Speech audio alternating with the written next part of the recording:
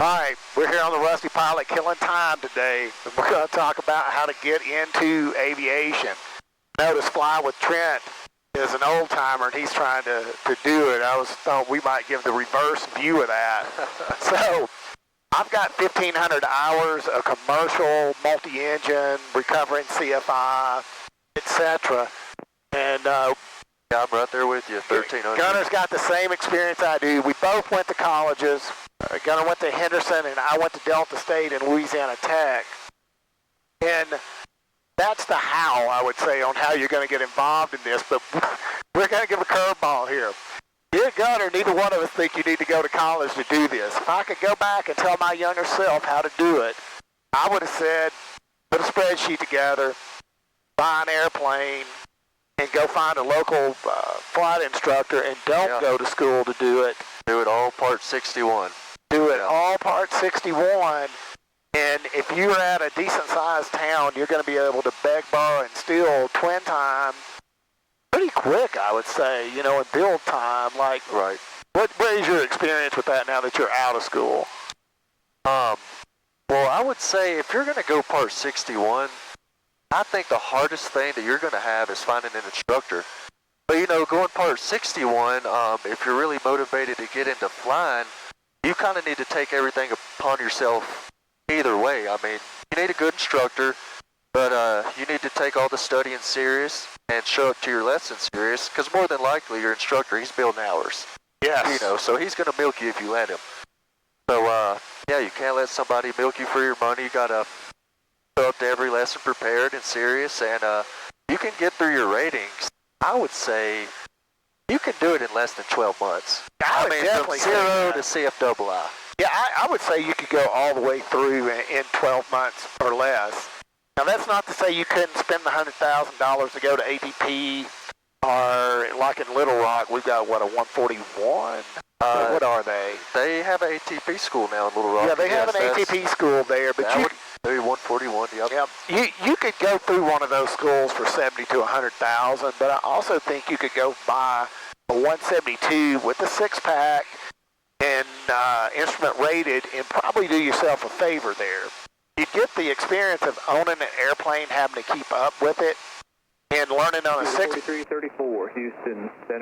six-pack. I can always go to glass, but I guarantee you, if you were in glass, it's going to be real hard to go to a six-pack. But you would get more bang for your buck, and when you got ready to sell that plane, you would get a lot of your money back. I mean, you might get all of it back, as a matter of fact. But I would go buy something, and I wouldn't hold back on the engine. I would just operate the airplane, and then I would sell out for whatever the plane was worth with a run-out engine later on. Yeah, absolutely. We bought that Grumman, and it's probably got 1,500 hours left on the engine. We're not going to hold back. No, we're going to fly that Grumman and build time with my oldest boy, and we'll sell it off at the end of it for whatever it brings. But I would definitely do that. So that covers the how and the where, what to expect. When I did this 20 years ago, you could not expect a job in the aviation industry. When you got out, you were going to hustle along, flight instructing, and it was just going to be and it was a struggle, and you had to have 1,500 hours, and it was a long build. Now, Hunter, how many hours you got? I've got a little over 1,300 now, and I can tell you, if you were a Part 61 guy, and you went and got your commercial rating, and you didn't want to go the CFI route, which I think everybody should go the CFI route, but it's not for everybody.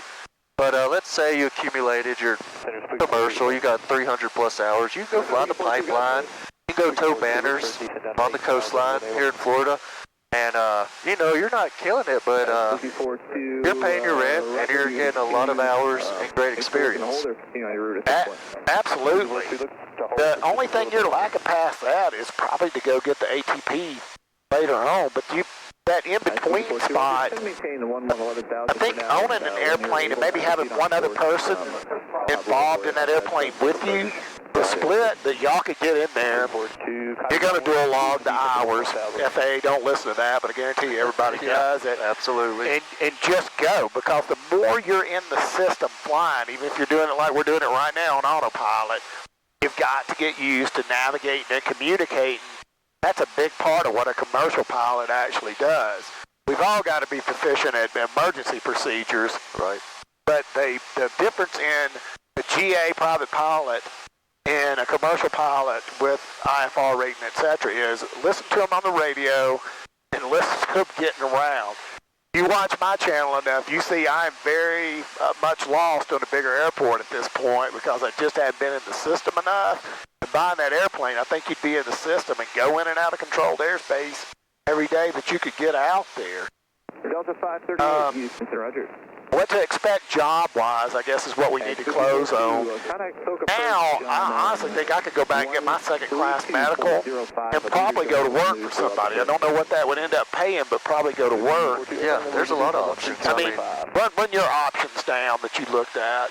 Well, of course, as a really low-time pilot, you're going to be a CFI, towing banners, running the pipeline, something like that. But once you hit that 1,200-hour mark and you qualify to work for a Part 135 operator, well, then you're doing something like I'm doing. You know, I'm flying medevac, flying a Kodiak. It's single engine, but it's all turbine time. So I'm salaried.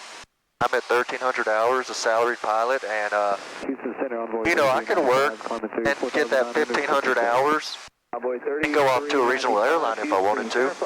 Or I could get that 500 hours of turbine time, like I'm probably going to do, and I'll go off to a major. I'll skip the regionals.